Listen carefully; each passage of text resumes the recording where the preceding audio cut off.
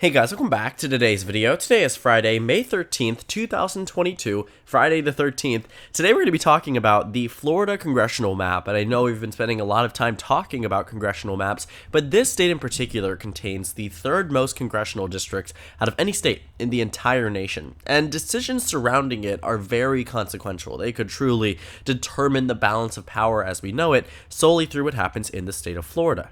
Now, the map that has just been passed by Governor Ron DeSantis and the Republican legislature is a map that is a partisan gerrymander. If you take a look at it, what it does is gives the GOP an excessive majority, 18 seats here that are in their favor, 12 solid Republican districts in addition to 6 competitive Republican districts versus Democrats, which have a total number of about 8 districts. The two toss-up districts here have a partisan lean of Republican +4 and Democrat +1, meaning you're seeing in best cases for Democrats, truly speaking, maybe 18 to 10. If you take a look at the surrounding and remaining toss-up districts that have, or competitive Republican districts, it's Republican +14, +14, +14, +7, +13, +12. These are districts that are relatively unwinnable for the Democratic Party in 2022, and potentially for 2024 and years beyond, maybe 1 or 2 of those districts. But the point is that this new congressional map is an absolute and extreme gerrymander to ensure that Republicans are the majority of representation from the state of Florida, even if the popular vote might not reflect that. Now, 2018 was the year that the Democratic Party got the closest to having an actual majority in the state of Florida. The gerrymander from 2010 held up eloquently. It was a map that kept the Democratic Party from attaining an overall majority of the state districts here, and that was done mainly in the fact that the competitive districts, the most competitive Republican one by the end of it, was a Republican +6 district, so it wasn't even really that competitive. By the time you reached 2020, many of these districts actually flipped, and Republicans ended up in a position where they had 16 to 11, despite winning the popular vote by only 5 points. In 2018, the Democratic Party also lost the popular vote, but actually got closer to an overall exact majority. But if you take a look at some of these districts, you will also find that Republicans were able to do very well in many of them because, again, they were gerrymander districts, and sometimes you didn't even have competitive Democrats that were running, or you had very popular incumbents. But at the end of the day, the point now is that this new congressional map from the state of Florida was an overwhelming gerrymander, but actually it just got struck down by a Ron DeSantis appointed judge. Now, this is not the Supreme Court of the state of Florida, so the overall determination about what's happening here has yet to occur. We don't know what's going to happen in the state of Florida yet, but right now what we are finding is that the Democratic Party might just be handed a forced district, a district that previously under the old map violated the Voting Rights Act by diluting minority interests, will now be potentially reinstated if the decision is upheld by the Florida Supreme Court. We'll talk about the Florida Supreme Court a little bit later, but let's talk about what this ruling actually did. So the headline here is that the judge signals Florida's congressional map as unconstitutional. So here's why. Well, what you find is that the Voting Rights Act ensures that minority voters in a state can be adequately represented in Washington, D.C. And based off the census data, Florida's 5th congressional district that used to be a Democratic stronghold where minority voters could represent themselves in Washington, D.C., you found that this was cracked and redrawn. And it was redrawn in a way that was intentional to ensure that Republicans were winning this new district. Previously, Democrats were winning here +30. In 2018, they won here by 34. In 2016, they won by 29.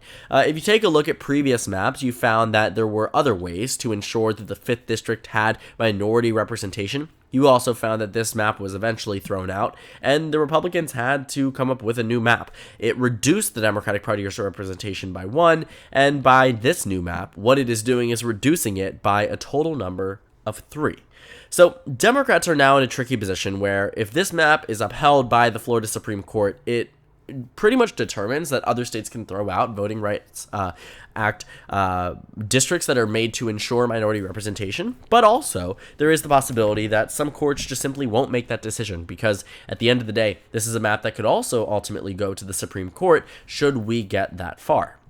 Now, this court case that has been struck down or brought down against the Florida congressional map, you already found that Governor Ron DeSantis is saying that he is going to absolutely appeal this decision, that the administration here is going to go ahead and be moved up further because they don't agree with such a decision. Ron DeSantis' main thing as to why he took so long to pass maps that had passed through the state legislature many, many times. I mean, just take a look at the sheer amount of congressional maps that have been passed. The reason why it took so long is because Ron DeSantis wanted an even more extreme gerrymander that included getting rid of the congressional district that ensured minority representation, the 5th congressional district. And when you take a look at the new map, what it did was turn Al Lawson's district into the 4th that now has a partisan lean Republican plus 15 from previously Democrat plus 21. It's very interesting to see what they did, but it was very, very intentional. And if you take a look at the older maps, this has a different change. First of all, the Ron DeSantis map has a Republican plus 4 Republican-leaning seats change, whereas the map that the Republicans tried to pass many, many times that Ron DeSantis ultimately vetoed only added 1 Republican-leaning seat. To be quite honest with you, the Republicans in the state of Florida drew a map that was fairer significantly than the map that Ron DeSantis drew. And they did so because they did not want to gerrymander the state more than it already was. They wanted to ensure that the state still could have some level of Democratic representation that was close to at least being adequate for the percentage of the vote that they typically receive in congressional races.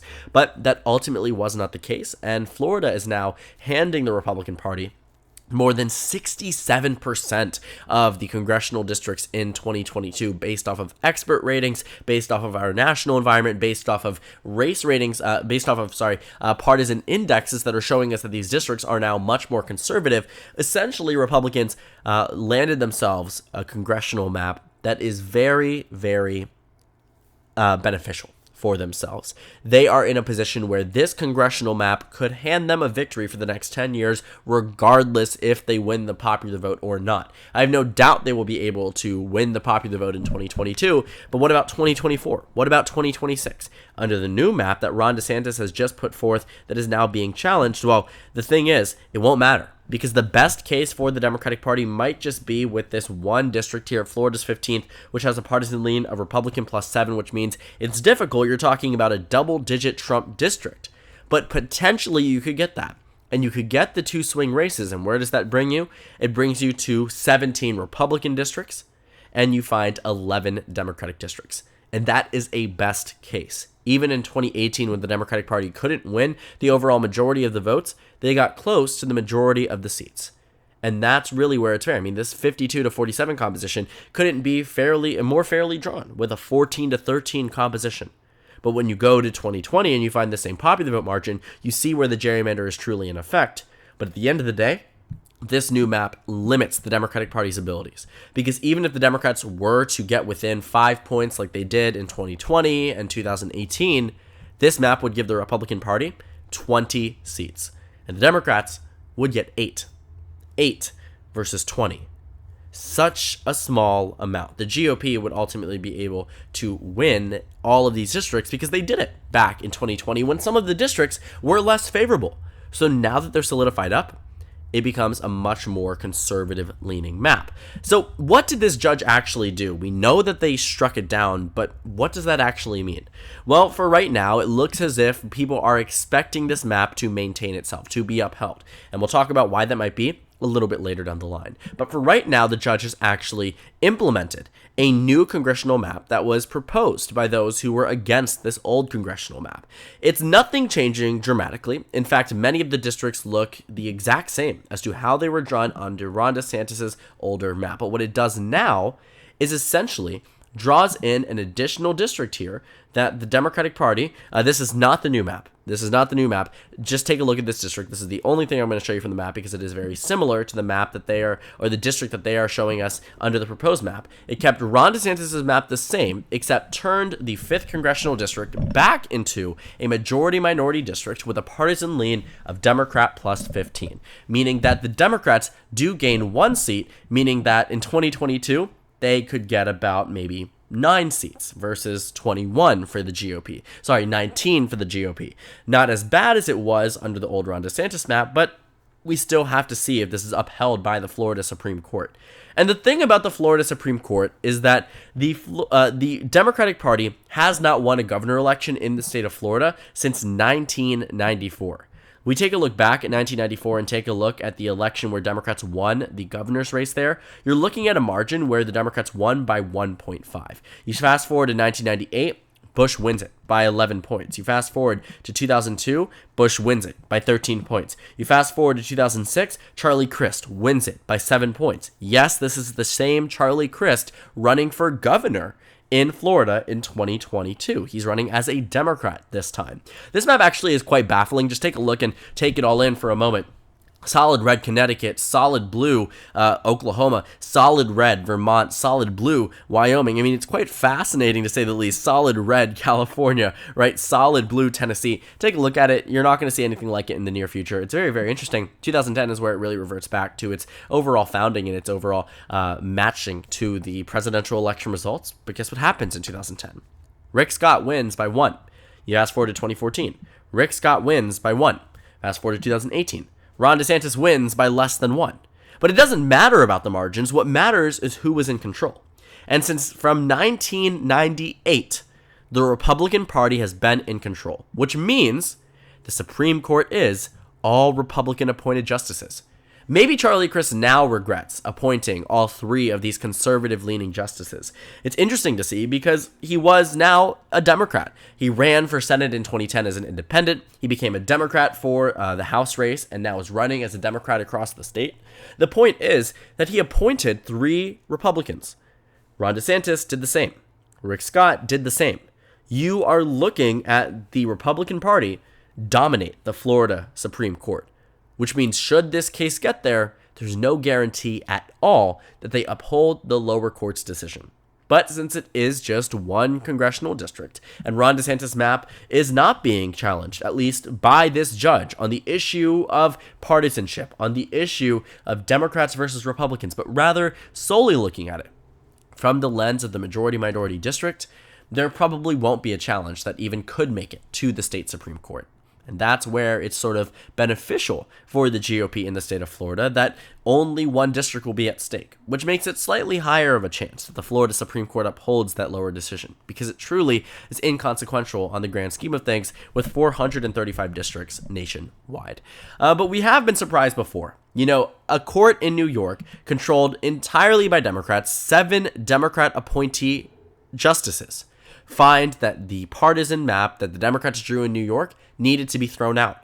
And they actually caused the Democrats to lose a congressional district. Democrats were supposed to gain 3 to 4. They're now losing 1 because it looks like they're ensuring that Republicans get about 1/3 to maybe, 2/5 of the statewide congressional representation. And that's where the Democratic Party really wanted to limit.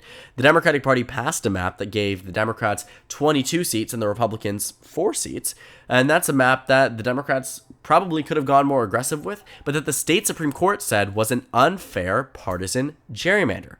Democrats have been losing the redistricting game over the past 2 months with very few exceptions, and it's because of these statewide courts.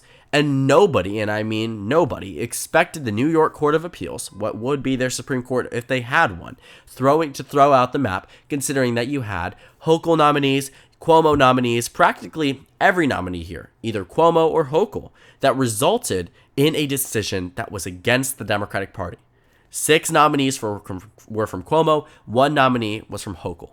These are people that were nominated and put forth by and for the Democratic Party, and they did not side with them. And we could see a similar thing happen in Florida because truly, these justices are not at the will of the governor here. No longer have to listen to them, undeniably. Can make their own decisions the same way the Democrats did in the state of New York. Do I think they will? Probably not. I think that in most cases where you have a partisan court, you typically see them side with said partisan party. But there have been a few exceptions, and New York is one of them. It truly would shake up the race if they were to throw out the map entirely and revert back to the state legislative map, but I do think that they are going to move forward with a map similar to the Ron DeSantis one, in fact, probably equal, and just add in a 5th congressional district, which does mean technically the Democratic Party gains a seat in the state of Florida from the old map, but overall they're at a net loss because the map that was there before is a lot better for Democrats than the map that is here now, and it is quite unfortunate to see them in a position where they are not going to be adequately represented. But at the end of the day, that's just politics. We've seen a lot of changes in new congressional maps for and against the Democratic Party, and at this point in time, the Democrats, while were winning in the beginning, are probably not winning as much as you might think, and could very well end up against the House majority losing it, simply because of some large states, such as the state of Florida. So I'm excited to see what the state Supreme Court ends up ruling. It will determine a lot in the state of Florida, not so much on the national environment, but there could be future implications of a map being upheld that violates the Voting Rights Act. But again, that's a topic for another video. So thank you guys so much for watching this video. Make sure to comment down suggestions below. Subscribe on the left if you haven't already, and check out the Instagram and Twitter. At the bottom left of the screen, there's also a Discord server for you to go ahead and join. On the screen, there's a video you can watch, and then a playlist for my 2022 House election analysis videos. Again, thank you guys so much for watching, and I will see you all tomorrow.